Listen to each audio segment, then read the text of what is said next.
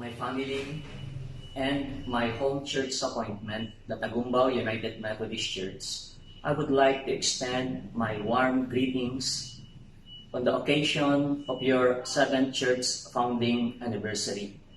The organization of the United Methodist Church Israel Mission Congregation is a clear manifestation of your obedience to the Great Commission and mission of our Lord Jesus Christ of making disciples.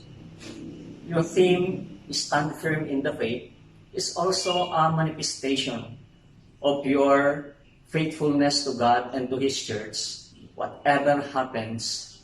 And because of this, I congratulate you and I pray that the Lord will bless you and take care of you and be gracious unto you and give you love, joy, peace, kindness, goodness, patience, faithfulness, humbleness, and self-control. Masal tov and toda rabah. God bless you and may God's peace be with you always. Amen.